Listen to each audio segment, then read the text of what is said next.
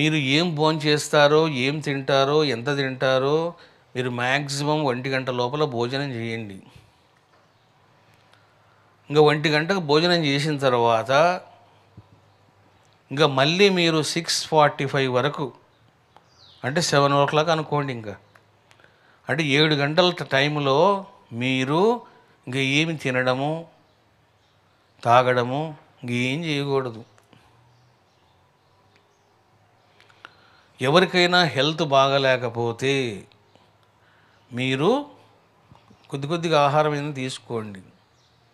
కొంతమందికి రకరకాల జబ్బులు ఉంటాయి, నీరసంగా ఉంటారు. ఇవన్నీ నియమాలన్నీ కూడా ఆరోగ్యంగా ఉన్న వాళ్ళకి.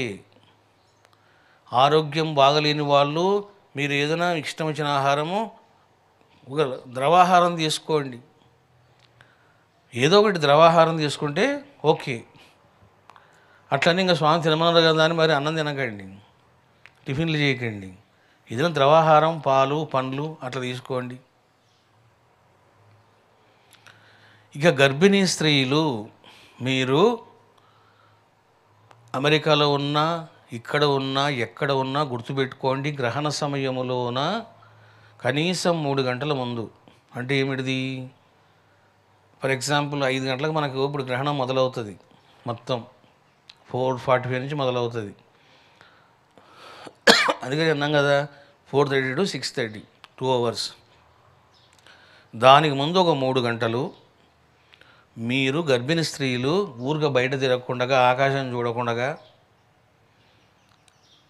మంచిగా ఏదైనా పుస్తకం చదువుకోండి, లేదా పడుకొని ధ్యానం చేసుకోండి, జపం చేయండి, లేదా పడుకొని ఏదైనా పుస్తకం చదువుకోండి. అది దైవస్మరణలో ఉండాలి. గర్భిణీ స్త్రీలు వాళ్ళు ఎక్కువ కదలడం కూడా మంచిది కాదు. కూర్చొనైనా పుస్తకం చదువుకోండి, పడుకొనైనా మీరు జపం చేసుకోండి, మీ ఇష్టం. అది ఎక్కువ తిరగడం కూడా మంచిది కాదు. అటు ఇటు తిరగడం గ్రహణ సమయంలో అటు తిరగవద్దు.